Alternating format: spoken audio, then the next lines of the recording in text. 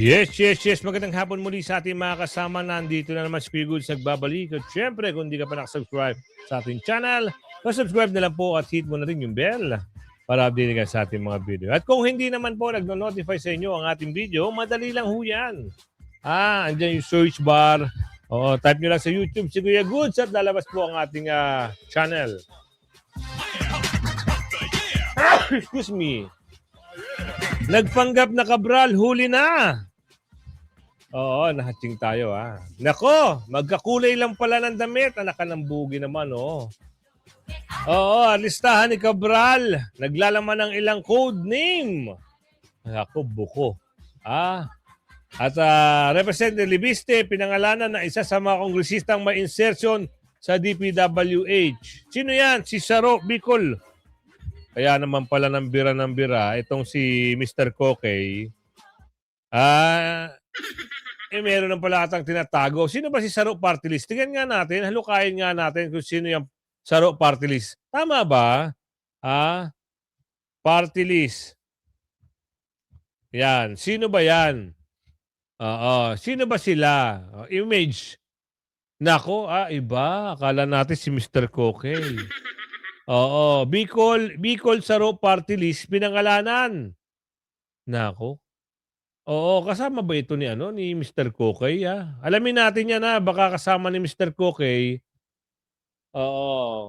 Baka Bicol Saro Party List Representative Terry. Ay nako, kasama nga. Na pinangalanan. Kaya naman pala bira ka ng bira dito kay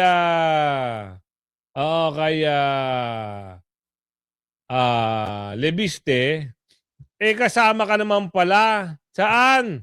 Alamin natin dito sa mababanggit na pangalan At ano yung balita dito, maya-maya ipapasok natin yan. Samantala, nagsalita na yung isang vlogger ng Bicol, ng Baguio. Merong mga dugo. Anak ng bugi. Kung nakaupo si Cabral doon sa may concrete barrier at nagpatihulog o hinulog, bakit magkakadugo agad yung yung gilid ng concrete barrier? Mamaya abangan nyo Mukhang magkakabistuhan na ata mukhang paandar lahat lang ito Samantala, anong balita Kuya Goods? Ito Kaya naman pala malabo ang kuha. Blurred. Sinasadya nga ba? Ay mukhang hindi naman pala si Mrs. Cabral ang nandoon sa ibabaw ng tulay, kundi isang lalaki. Ito ba ang kanilang ginamit at pinagpanggap na si Undersecretary Cabral? Ang impormasyon na ito ay ibinahagi ng isang DDS vlogger na si Edwin Hamora. At ang kanyang caption, natila na kumbinsi ni Edwin Hamora na ang babae di umano na tumalon sa bangin sa Benguet ay tila hindi si Mrs. Cabral, kundi ibang tao. Cabral on the edge. When fear, logic, and mystery collide. A former DPWH Undersecretary Maria Catalina Cathy Cabral has left more questions than answers. A woman known to fear heights found at the edge of a steep ravine along Cannon Road. Why would she choose this spot to unwind? The very location seems to odds with both her fears and common sense. Even more puzzling, her phone, bag, and valuables remained in the car. Anyone venturing into a remote cliffside area would normally carry communication and safety tools. Leaving them behind stripped her of control, leaving us asking, was it a simple oversight, stress-induced lapse, or something else? Then there's the critical time gap. Several hours passed between when she left the vehicle and when her body was discovered. No witnesses, no signals sent, just a mystery that grows the deeper investigators dig. Why did she descend the ravine? How did someone so aware of risk end up in a place she should... Lumalabas, yung nakunan, yung picture ng driver, ito pala. Isang misteryo ang bumabalot ngayon dito. Bakit mo palalabasin na si Miss Cabral yun? Samantalang, may picture ito. Sino ito? Ay lalabas kaya itong lalaki na to o ano ang totoo? What behind the scene? Kasi ang mama, magsasalita at nagsalita. Pinaliwanag niya, vlogger ho ito Pinaliwanag niya, nandun siya sa lugar kung saan doon daw nahulog, nagpatihulog o hinulog si Cabral. Doon daw sa pwesto na yon. Ngayon, pinaliwanag niya, kung nakatalikod si Cabral, hindi mahuhulog kasi malaki ang area. Malawak ang area. Yung barrier malawak, malaki. Siguro yung lapad niya, sa mga dalawang ruler. Yun yung lapad, estimate nyo. At saka hindi basta-basta mahuhulog si Cabral kung hindi itutulak, kung hindi, ang tawag dito, totoong tumalon, bakit hindi pinapakita ang pes? Yun ang sabi ni Aling Ledesma. Instinctively avoid. Psychologists and investigators alike note the incongruities. Fear versus action, safety awareness versus exposure, rationality versus risk. Several possibilities emerge. She may have sought solitude, been disoriented, experienced a medical event, or been influenced by unseen factors, while autopsy results confirm blunt force trauma consistent with a fall. The gaps in logic and behavior keep this case in the spotlight. Cabral's final hours are a puzzle of human psychology, decision-making, and circumstance, a stark reminder that even the most careful individuals can end up in situations that defy reason. In the end, the question remains, how does a woman who feared heights find herself falling to her in a place that seems designed to test that fear? Until investigators uncover every detail, the answer hovers somewhere between tragic accident and unsolved mystery. An overreaching ombudsman. What dark secrets does Yussi Cabral hold such that the conspiring Remulias are more concerned about getting hold of her gadgets than retrieving her body from the ravine? One thing stood out in the aftermath of a former DPWH Undersecretary Catalina Cabral that aroused suspicion there was foul play. Almost as quickly as could happen, Ombudsman Jesus Crispin Remulla directed the PNP in Benguet to preserve her gadgets in the scene. And when it was discovered that this directive wasn't obeyed to the letter, his brother, Interior Secretary John Vic Remulla, ordered the relief of the Benguet Provincial Director and Tuba Municipal Chief of Police. First things first, why did Ombudsman Remulla make such directive when his mandate doesn't cover police investigation work, whether it involved a crime or an accident? As we pointed... So ito na lang, sabihin natin na natanggal, na-relieve yung hepe ng pulis niya sa Tuba Benguet. So, kung ito ay drama-drama lang, kasi bakit, magtataka tayo, bakit may mga lumulutang na mga nagsasalita ngayon? Ano ang totoong nangyari ba? Bakit daw may dugo kagad? May punong-puno daw. Easy ka dyan, boy! Easy lang tayo, relax. Bakit daw yung concrete barrier, may dugo? Kung tumalon, o nagpatahulog o tinulog, dapat ang dugo nandun lang sa baba. Bakit ang dugo nagkalat daw doon sa tabi ng concrete barrier? Alamin natin yan. Pupesto tayo ng pag-upo. Ganyan. Pinapaliwanag yan. Imposible naman na mahuhulog siya basta-basta nang tutulak po dito na mapupunta po siya sa ibaba. Kasi ang lawak po nitong space ng upuan niya. Ang laki po nitong barrier, itong simento. Pero kung may tumulak or tumalon, yan. Hindi po natin alam. Pero kita po talaga natin dito, sobrang dami ng dugo. Nagkalat po. Isipin nyo ulitin natin. Kitang-kita, sobrang dami ng dugo. Bakit? Anong meron? Kung tumalon, dapat ang dugo sa baba lang. Di ba? bakit nasabi ng vlogger na ito na si Kuya, Po tuloy. talaga natin dito, sobrang dami ng dugo. Oh, Nagkalat po hanggang sa ibaba. nagkalat ang dugo hanggang sa ibaba. 'Di ba? Ibig sabihin, malamang sa malamang, para isipan. Oo, malaking question mark, dinagdagan pa ng question mark, bakit ngayon nagkaroon ng dugo doon sa gilid ng barrier? Nagtatanong lang ho kami.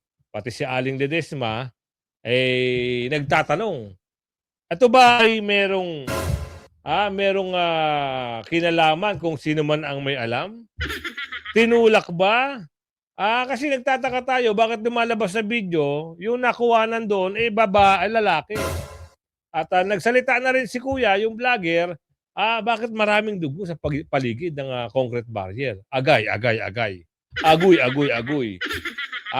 Mukhang naluluto na naman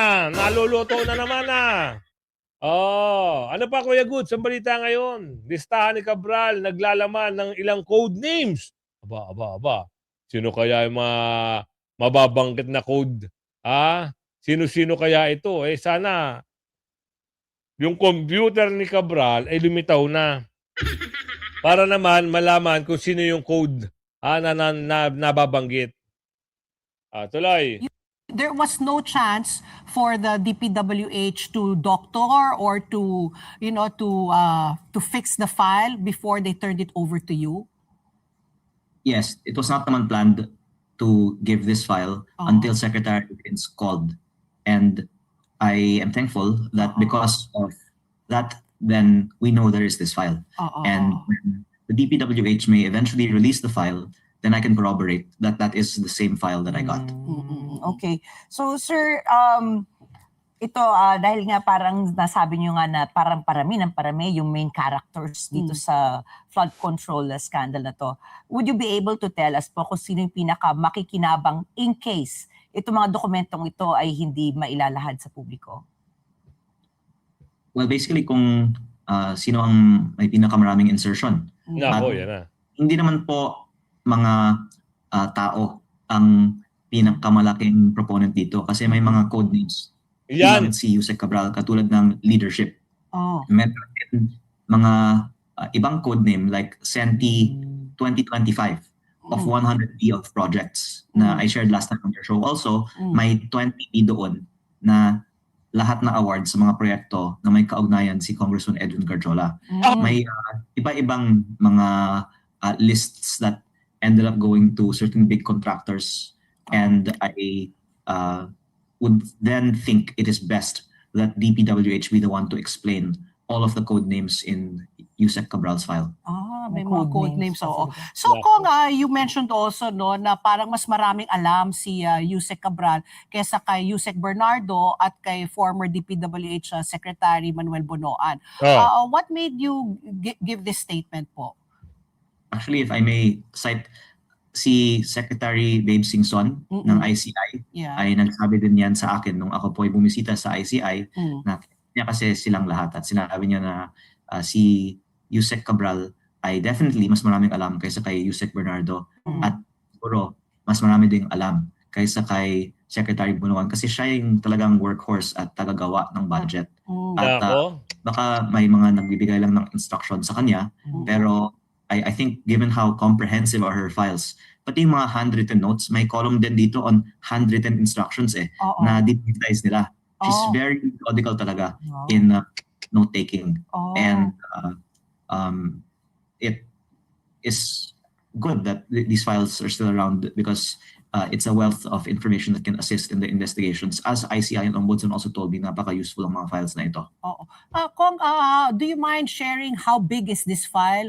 How many pages are we? I'm sure it's all digital, no? But if we're going to print it, if we're going to have a hard copy, the hard copy evidence, how many pages of this is this file that we're talking about? Marami pong mga tabs, pero yung tab na tinitingnan ko na DBase, ang pangalan, ay mahigit 17,000 rows. Ay, 17,000 rows. Okay. That's one tab. One tab lang. Baka tens of thousands of rows ang buong file na ito. At parang 100 columns yung row na may 17,000 rows. Okay. Ang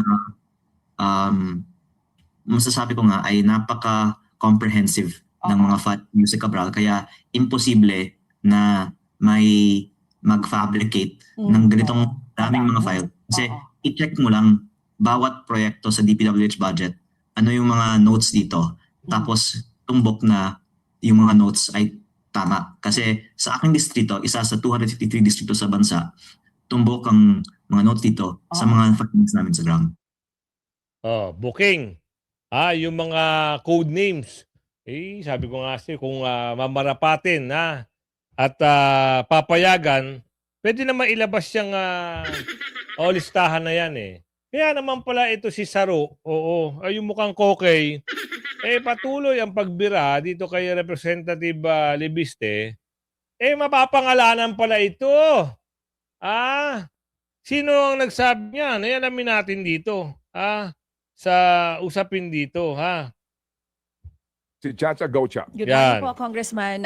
Kayo nga po yung nagsalita at nag-post din sa inyong Facebook account na meron po kayong mga dokumento na galing mismo dito sa yumaong si DPWH Undersecretary Maria Catalina Cabral. Sir, para lang din po mas malinaw, ito po ba mga dokumento na ito, soft copy or hard copy po ba itong mga ito? Soft copy po. At ito po ay actually na-discuss natin last time I was on your show tungkol sa mga budget insertions ng mga kumpanya na may connection si Congressman Edwin Garjola. Nako. At ang files na ito ay ibinigay sa akin ni Yusek Cabral noong September 4 with the approval of Secretary Vince Dizon. Oo, parang anong nangyari po ba dito ay sa inyo daw po ipinapabigay, iniutos si Sec Vince Dizon na sa inyo ibinigay dahil ano daw pong dahilan? Magandang tanong po. Ako po ay nagsusulat sa DPWH nung June pa para sa mga files ng mga congressional budget allocations. At nag-meet po ako sa office ni Yusek Cabral nung June 11. Tapos August 11 nag-follow up ako. Tapos nung may change of leadership sa DPWH, naisip ko baka pag mawala si Yusek Cabral, mawawala din ang kanyang files. Kaya nag-set ako ng meeting through Director Alex Bote, September 4. At nung nandun ako, tinawagan ni Yusek Cabral si Sec Vince kung okay na i-release ang mga files na ito. At sabi ni Sec Vince, dahil ang kanilang push ay para sa transparency, pwedeng ibigay kay Leandro. At ang aking understanding, isa sa publiko nga ang mga files ng DPWH para maunawaan ng taong bayan ano talaga yung nangyayari sa mga projects that are funded in the 2025 and other budgets. Alam na yan, Representative. Kong, alam na yan kung ano yung nangyari. For sure, magagaling talaga yan mga yan. Na gumawa ng mga ghost project, gumawa ng mga kung ano-ano na wala namang katuturan, para nakawan ng taong bayan, ng kanilang mga kanilang mga taxes. Ano pa? Ano pa yung balita ngayon na pinangalanan na? Ang alin? Ko last time on your show about Congressman Edwin Garjola na may over 20 billion projects dito. Over the weekend kasi, may isa akong kasamahan sa Kongreso na nagsabi, bakit hindi lang ni Leandro sa publiko ang listahan? Ang sagot dyan na banggit ko na kanina, pero yung isa is, ayoko naman na magalit sa akin yung buong Kongreso. Pero dahil siya ay nanawagan na isa publiko ko, pwede kong banggitin ang insertions niya. Ito po ay si Bicol Saro Party List Representative Terry Redon. Agoy! Ayan na. Si Bicol Saro Party List po Booking! ay may 150 million pesos road project insertion sa Pamplona at Pasacao, Camarines Sur. Kaya Ito naman pong pala. dalawang line items. Kaya naman 75 pala, million. todo depensa itong si Pango, Bicol Party List. Saro, meron naman palang insertion. Ngayon, booking ka na. Sa pangit mong mukha na yan, nakuha pa magnakaw sa taong bayan. Pinangalanan ka na, Saro, Bicol Party List, Mr. Kokey. Ano ngayon? Magmamalinis ka pa, tuloy. Pesos each were awarded to the same company, Bicol Gold Rock. at a winning price of 73.5 million pesos, which is 2% below the approved budget.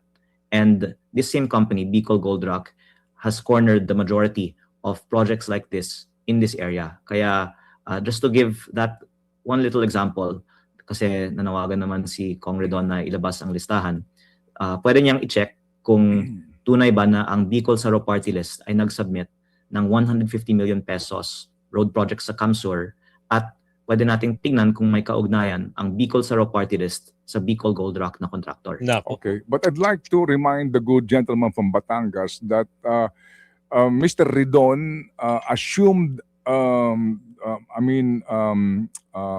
run for Bicol Saro Party List only this 2025 elections as the first nominee, Yes. ha?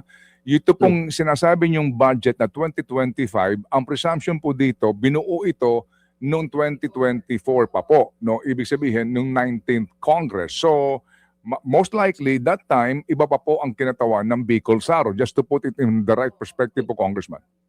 Yes, sir. At yung mga insertions naman ng party lists ay hindi ng congressman necessarily, pero ng party list. Kaya Okay. ako po, I agree with you, binibigyan din ng perspective. Ito ang insertion ng party list. At Opo. para sa kaalaman ng inyong listeners, bawat party list sa Kongreso ay may 150 million pesos a year Opo. alokasyon sa DPWH budget. At Okay. sinasabi ko lang na ayon sa records, dito sa road projects ng Kamsur, ang 2025 insertion ng Bicol Saro Party List na parehong na-award sa isang contractor. At yan ang example ng buong listahan na pwede natin ma-connect the dots ng mga proponents sa mga contractors. Yes, sir. O kaninyo, no? Bicol, ako Bicol, I'm Bicol sorry. Saro. Bicol Saro Party List ang siyang nag-insert ng budget at ang nakakuha umano ng proyekto ay isang construction company na sabi ni Congressman, i-check daw po yung pong koneksyon ng partido, party list na ito sa construction company. That is the connection. Connection sa connection, ha? Oo, kaya naman pala, ayaw mo ibulgar ni Representative Lebiste lahat ng mga baho ni dyan sa usapin kay Cabral, madadawit pala ang pangalan mo, Bicol Saro, ha? Madadawit at madadawit. Ano ngayon ang magiging papel mo? Isa ka sa imbestigahan. Baka mamaya, yung wishlist ba? Oo, ni Miss Cara David, totoo, ha? Oo. Marami yun. Lahat ng mga korap sa gobyerno, ay kayo na magtuloy. Live House Representative filed a resolution to investigate ang pagkawala ni Cabral. So ngayon, napanood nyo kanina lang, di ba? Lalaki, yung napicturan, yung pinicturan ng driver, may lumabas na picture, lalaki, hindi si Cabral. Ngayon, tapos yung isang lalaki, yung vlogger, nagtataka siya bakit puro dugo yung paligid ng concrete barrier. Di ba? Kung tumalon, ano talaga ang totoo, yan ang malalim na investigasyon. Pero sana paimbestigahan, lalong-lalo na alin. If the system itself is rotten, then changing personalities will never be enough. We must change the system. The death of a key figure in what many now recognize as one of the largest heists of the Philippine Treasury is shocking. It feels unreal. Parang teleserye o Korean political thriller. Except this is real life. And the victims are the Filipino people. We are deeply concerned that this case, if mishandled, could lead to the silencing of other potential witnesses or whistleblowers. This inquiry is also a call to action to immediately secure testimonies, place witnesses under protection, and prevent any further loss of life or truth. Marami pong butas at hindi nagtutugma ang mga salaysay sa pagkamatay ni Zusek Cabral. Diba? Mula sa oras ng pangyayari, sa mga detalye ng insidente, hanggang sa testimonya ng kanyang driver. Lumalabas din sa investigasyon na madalas siyang nasa Baguio at nanunuluyan sa isang pribadong mansyon, hindi sa mga hotel. These details demand explanation, not dismissal.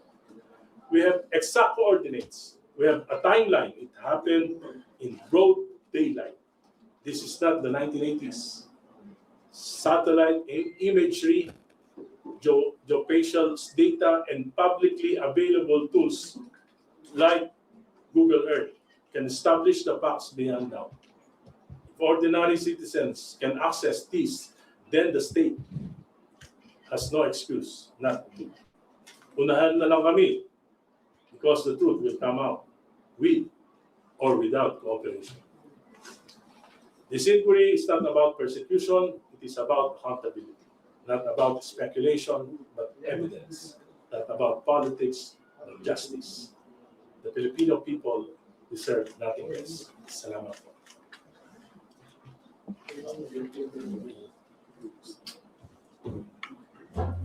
Grabe, no? Ay, wag na yan. Wag na natin sama yan. Pass ka muna, ha? Hindi ka namin kailangan. Oo. Ayaw namin sa'yo kasi wala ka namang magandang sasabihin, eh. Yun lang si Rize. Mas okay pa yun. Pero yung babae, yung si Saba, Lionel, no way. Malaking isda o mataas na opisyal, di pa mananagot sa flood control. Bakit nga ba? Diba, kita nyo, ha? Ginagawa na nila anomalya. Pinapaikot-ikot na ang mga kanilang script. Pero inyo, ha?